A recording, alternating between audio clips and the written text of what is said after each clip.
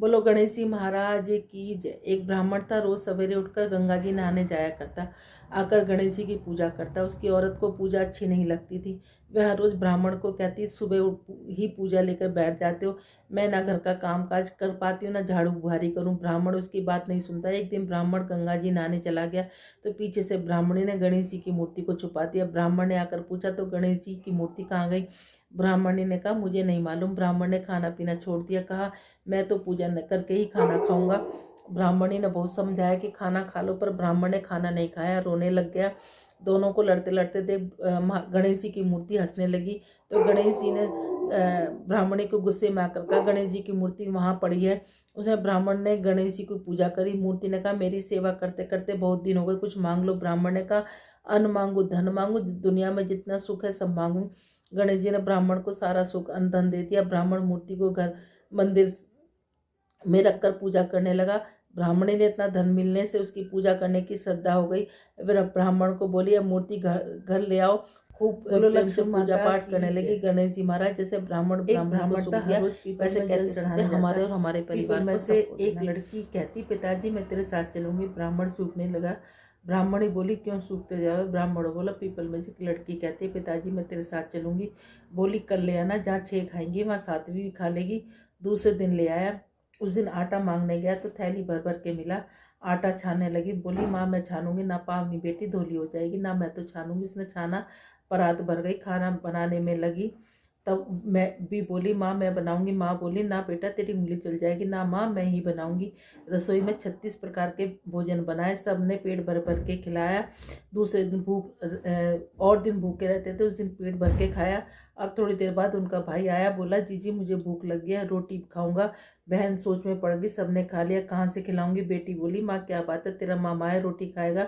रसोई में गया, 36 प्रकार के भोजन बनाए, लाकर मामा को जिमा दिया। जीजी ऐसा भोजन मैंने कभी ना खाया जैसा आज खाया। भाई तेरी पावनी भांजी आई, उसने बनाया था। मामा खाकर चला गया। शाम हुई और बोली, माँ चौकी पर दीवा जलाकर बैठा दो, मैं कोठी में सोऊंगी। ना बेटी तू डर जाएगी ना, मैं तो कोठे में ही सोऊंगी। कोठे में सो गई। आधी रात को उठी, चारों तरफ आँख फिराई, धनी धन हो गया, जाने लगी। बाहर बूढ़ा ब्राह्मण सो रहा था। बेटी तू कहाँ चली? माँ वह बोली, मैं तो लक्ष्मी माता हूँ, इसके घर 6 बेटी थी, दरिद्र दूर करने जाई, तेरा ने करवाया तू भी करा ले। उसके घर में चारों तरफ आँख फिराई, धनी धन हो गया।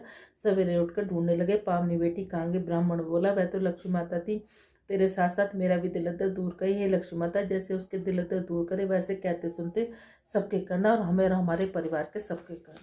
बोलो महामास की कथा, बोलो महामास की जय, बोलो विष्णु भगवान की जय, बोलो लक्ष्मी माता की जय।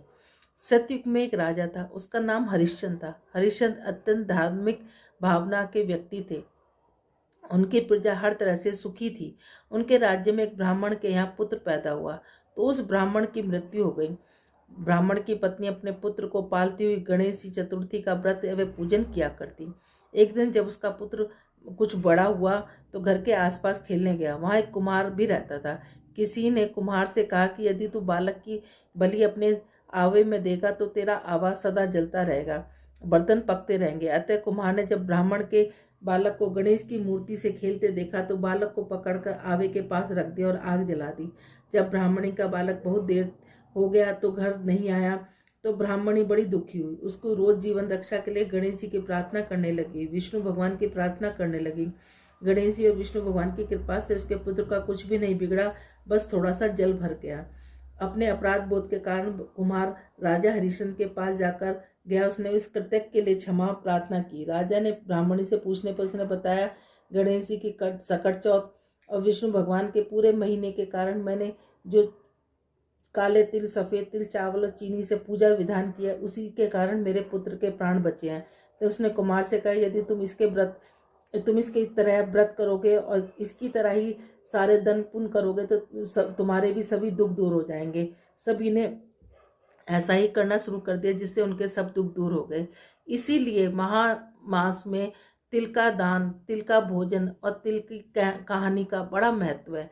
इसलिए इसे बार बार तिल का दान के लिए कहा जाता है। इसी महीने में ही गणेश चतुर्थी का व्रत भी आता है। एक बुढ़िया माई थी, तुलसा माता की पूजा क्या करती। कहती, तुलसा माता तू सुखदाता, मैं बिरला सींचू तेरा, तू कर निस्तारा मेरा, पाट दे पिटंबर दे, विश्वनाथ के घाट दे, चटके की चाल दे, पटके की मौत दे, कृष्ण जी का कंधा दे, वृंदावन का वास दे, मीठा मीठा ग्रास दे, वैकुंठ का वास दे, कार्तिक का महीना दे, काशी का दिन दे, कार्तिक माह बैसाख का महीना दे, एकादशी का दिन दे। आए कृष्ण जी भगवान, इतनी औरतें आती हैं तुम्हारे को लाड़ चाव करती हैं, पूजा पाठ करती है, कार्तिक माह बैसाख में तुम्हारी पूजा पाठ करती हैं, फिर भी तुम सूखती जा रही हो। कहने लगी, तुलसी मैया बोलने लगी कि मैं सब कुछ तो दे दूंगी, लेकिन तुम्हारा कंधा कहाँ से दूंगी। तो भगवान ने कहा कि कोई बात नहीं।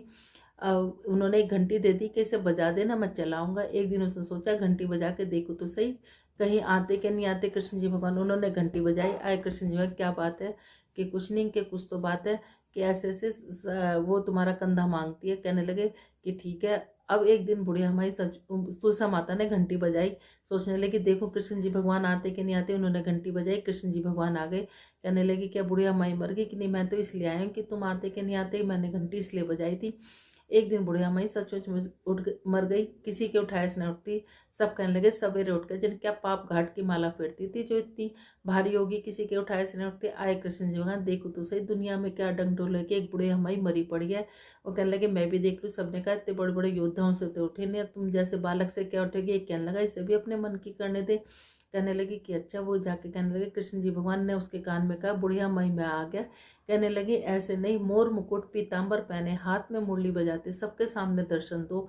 उन्होंने मोर मुकुट पीताम्बर पहने, हाथ में मुरली बजाते, सबके सामने दर्शन दिए। जैसे तुलसा मैया कृष्ण जी भगवान तुमने उनको दर्शन दिए, वैसे कहते सुनते हमारे और हमारे परिवार को सबको देना था। की जय। गंगा जमुना माई की जय। ठीक। एक बार गंगा जमुना किसान के खेत से जा रही थी, तो जमुना माई ने 12 दाने तोड़े। तो गंगा माई कहने लगी तूने तो 12 दाने तोड़े, तो ये तो चोरी का पछावन लग गया। वो कहने लगी कि कैसे उतरेगा, तू सेठ के यहाँ 12 वर्ष नौकरी कर ले। उसने सेठ के यहाँ 12 वर्ष नौकरी कर ली। अब उसने सेठ से जाके कहा कि मैं तेरे घर 12 वर्ष नौकरी करूँगी, लेकिन बर्तन नहीं मांजूंगी, झाड़ू नहीं लगाऊंगी, दिया नहीं चासूंगी। उसने कहा बहुत काम करने वाली है, जरा जो काम दिल करे वो काम कर ले। गंगा जमुना माई वहाँ रहकर काम करने लगी। 12 वर्ष बाद आया गंगा का नहान, गंगा का मेला लगा बड़ा। तो वहाँ जाके सेठ सेठानी गंगा नहाने जाने लगे। तो वो कहने लगे कि तुम भी चलो, कि नहीं कि मैं नहीं जाऊँगी। कि उन्होंने कहा कि मेरा ये सोने का टका मेरी बहन गंगा को दे देना। अब किसान वहाँ जाके नहाए धोए और जाके उन्होंने आवाज़ लगाई, हे गंगा माई तेरी बहन जमुना ने सोने का टका दिया है, गोरी गोरी भैया हरी हरी चूड़ियाँ पहने, 2 हाथ निकले। उन्होंने कहा उसका कहना 12 वर्ष पूरे हो गए। उन्होंने जाकर कहा कि ये 12 वर्ष पूरे हो गए। तो कहने लगे कि ठीक है, कि ठीक है। अब उसने आके कहा गंगा जी से आके सेठ सेठानी ने कहा कि तुम्हारे 12 वर्ष पूरे हो गए। वो सहज धारा भर के बह निकली। सेठ सेठानी बड़ा दुख मनाने लगे, औंधे पड़ गए कि हमसे तो बड़ा दोष लग गया हमें तो, क्योंकि हमने जमुना माई से काम कराया।